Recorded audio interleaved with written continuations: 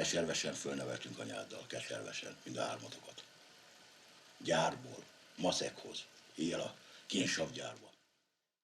Godard was famous for saying that the best way to criticize a movie was to make another movie. In your work, were you thinking at all of the films as a critique of other films? Were you trying to express or show something that you felt you weren't seeing in other movies that you were seeing? Somehow, yes. First of all, I was in the elementary school when I went to the cinema. I saw only just bad stories, fake acting, bad colors. It was so ugly. And life, it's not like this. And in my films, I'm not knocking on the door. I kick the door. I just wanted to punch you. I just wanted to beat you, shake you, move you.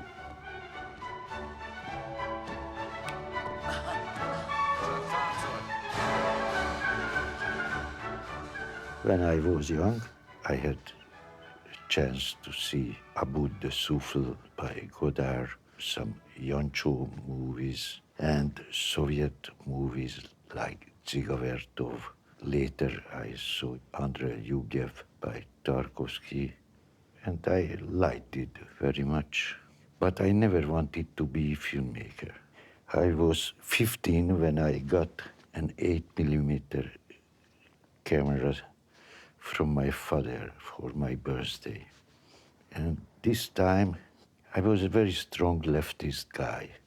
It's a strange situation when you are living in a country which is called communist, but they never been communist. It's a feudalistic shit. And for me, the camera was a tool to changing the world. I made a movie, which it was 25 minutes long, about a gypsy worker group. And you can see how they live, how they are working. It was very simple. They said they need permission to leave from the country. They want to go to Austria. And of course, the Communist Party did not accept. Accidentally, I met with some other young filmmakers, and I did my first movie when I was 22. 16mm handheld camera, black and white, non-professional actors, no script, do a lot of improvisation. Nem érdekel apuka, hogy maga mit mond, mit nem. Én leültem ide, hogy kérjek kölcsön pénzt, hogy el tudjunk menni. Ha nem hisz nekem, nagyon sajnálom. Én bőrömön pedig nem fogsz elmenni innen lakni. Az én pénzemen, a te pénzeden menj el lakni. And that movie, Family Nest, has a lot of concerns about the condition of working class people in Hungary, the bureaucratic red tape that they encounter. Tehát hárman költöznének, szobakonyhás lakásban laknak, komfort nélküli a lakás, ugye? Igen. Hát kérem szépen, ebben az évben nem tudunk önöknek semmilyen lakást adni. A pontszámok alapján valószínűleg jövőre sem. Elképzelhető, hogy 79-80-ban. Were you drawing directly on things you had experienced yourself? Yes, for example, when I became 18, I wanted to go to the university, and they told me very clearly, you never ever will be a student in this country. So I worked for the ship factory, taking 20 kilograms heavy irons. It was a very hard time for me, and by the end, my back was fucked up, and I cannot do it any longer. Somehow, yes, I was mixing in different fragments and elements from my life. By the end, it wasn't very sociographical. It became a family drama. But the main issue is to show the quality of the family life and how they are humiliated. And is that one of the reasons that you cast non-professional actors? I did it to show the white side of life and discovering the people. There's a credit at the beginning of the movie that it's presented by the Béla Tarr Film Studio. Is that the group of other young filmmakers that you had met? It was a bunch of Hungarian young filmmakers did not have any chance. The government said, okay, you can do what you want, but you cannot present it. Was the film shown in Hungary at the time? No, 2 years later. But somehow I was lucky, and the film won at the Mannheim Film Festival. And afterwards, when I went back to Hungary, they could not do anything with me because I became well known. Somehow I was free. When you made your first movie, it's easy because you don't look left or right. After the first movie, you got new questions. And film by film, you are just developing your film language. This is your job. Plus, I respect the audience. The audience is full of intelligent, adult, and clever people. I have to give my best. And of course, my best was different in my first movie than the second and the third. In the beginning, I was just thinking about social problems. And then afterwards came some ontological problems. Later, we just see the shit is cosmical, thinking about the whole world, global. This brand, which is called Béla Tarr, now is including 4 people: Agnes Hranitsky, Mihai Víg, the composer, László Krasznahorkai, the writer, and me. You first collaborated with László Krasznahorkai on your film Damnation. Can you talk about how that collaboration started?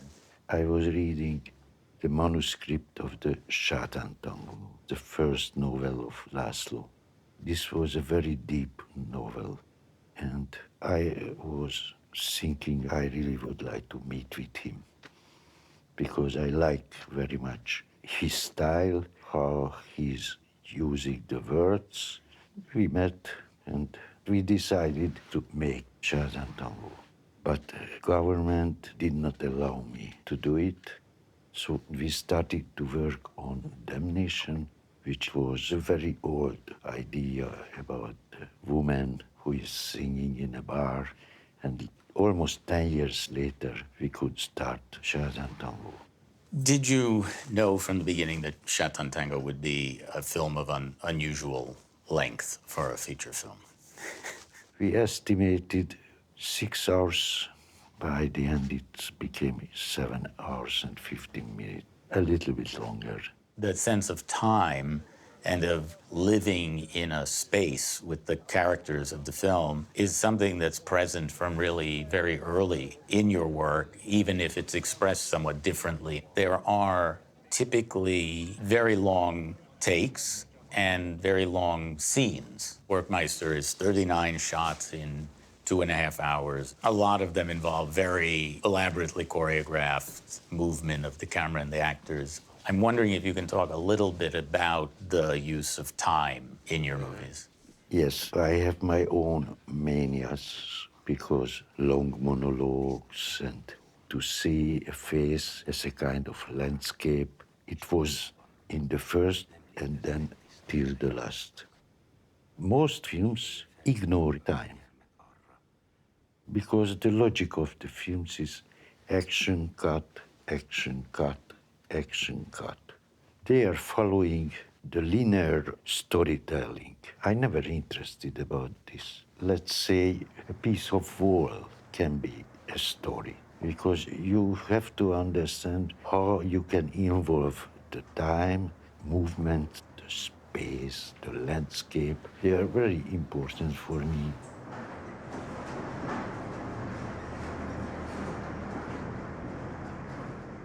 Godard said a real filmmaker edits in the camera.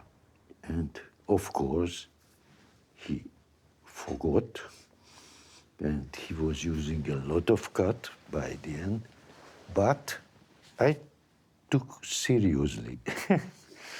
When I was young, usually one take is one scene, and you cannot do anything with this long take on the editing table. It means Agnes was all the time in the set, and she was watching on the monitor. She was checking we are on the right rhythm.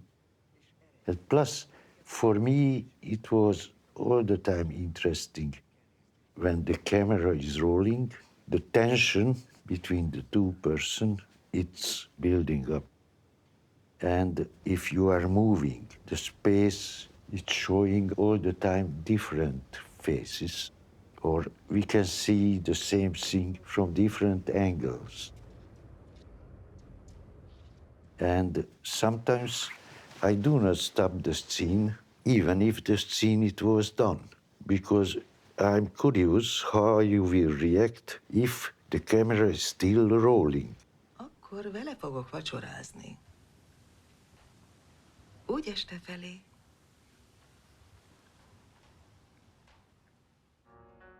You cannot escape from the situation.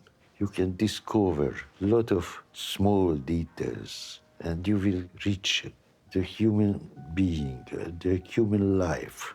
That's why we did not write a script. We never talk about the film. We are just talking about the life. What we see, how we feel. This is how we work. The situation has to be human and simple. Elkéstél, Jánoskám. Haza akarunk menni. We had a script written for the banks, for the foundations, and for the financing, but we never use it. Normally, I have some small cards in my pocket, and one card is one word or one sentence, and this is my script. Because if you have proper casting, and they are just being, not playing, half of your job is done. This is a dirty job because I'm haunting their emotions and I'm stealing their personalities, and I show on the screen you have to respect their dignity and you have to treat them as real partners. If I have a good casting, if they have strong personality, I can trust them. Well, that begs the question in the specific case of Werkmeister about the casting of Lars Rudolph. You said that you didn't think you could make a film from Krasznahorkai's novel, The Melancholy of Resistance, until you discovered Lars Rudolph. What was it about him specifically that made the entire film come together in your mind? His personality, it was similar to the character. I did not direct him. I just told him, this is the situation, and we will come from here to there. He will react like how he is reacting. Itt egyelőre még csak az általános mozgást észleljük. És eleinte észre sem vesszük, milyen rendkívüli események szemtanúi vagyunk.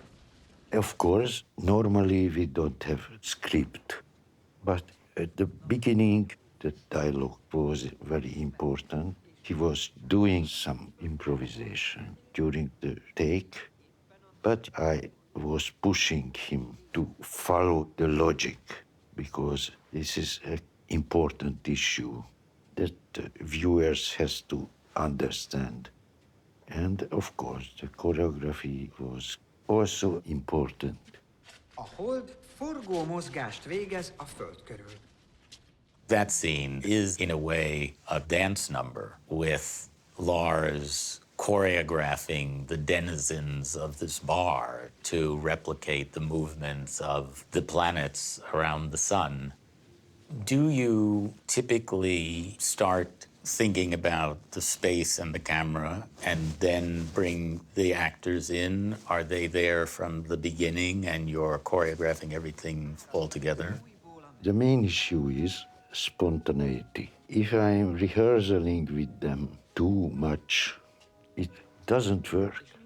It's contradiction because the camera movements are very complicated. We have to tell the actors the basic movements because they have to be in the same rhythm. But you feel it when the camera is rolling, when everybody is together, including actors, the crew, and me too. We are breathing in the same rhythm. It really looks like best sex. This is the reason why you do.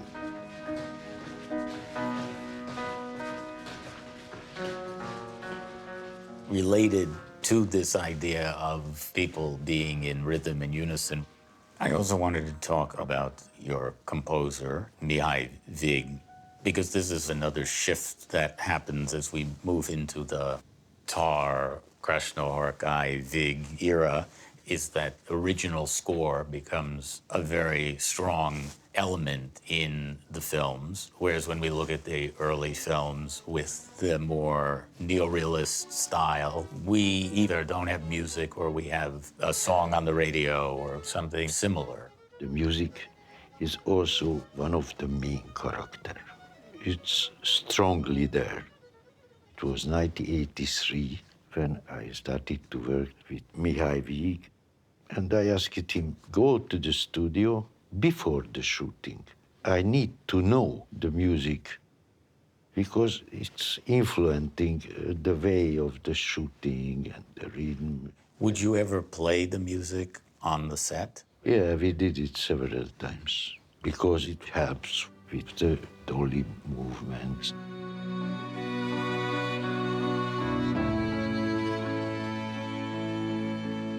There is, in my mind, and I don't know if you see it the same way, a sense when we're watching Werkmeister harmonies that initially we could be in almost any time or place. I hope so, because when you are thinking about some eternal things, in this case, you have to ignore the concrete. And that's why I don't show fashion or cars, because the cars were different in the 60s, 70s, 18s, all the time because of capitalism. New. They are pushing the writers in the film industry to create new stories. Since the Old Testament, every story is same. It's there, everything. Look how it's starting. A brother killed the other. You can see there is mother killing. You can see there is the Holocaust. You can see everything. A giant whale. For example, Azt is állítják, hogy ez az egész csak ürügy, érted? Hogyha leszáll az éjszaka, a békés lakosokra lecsapjanak.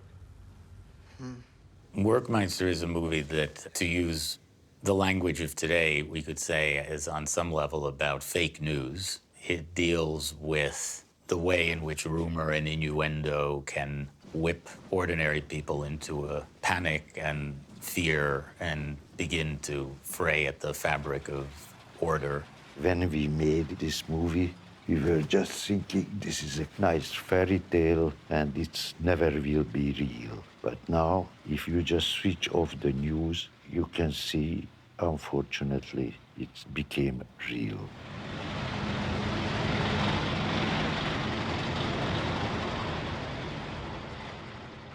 You retired from making feature films after The Turin Horse, though you've continued to work in film, teaching, making shorts, making a site-specific cinema project in Vienna. Can you talk a little bit about the decision to close the feature film chapter of your career, but how you have continued to work in cinema. Step by step, you are building up a language. But this language, it's based on what you want to say. The language and, let's say, message are hand by hand. And I had a feeling after the Turing Horse, what can I say to you more? Yes, this was a very nice chapter in my life, but the life is not finished, and I'm going ahead in a different way.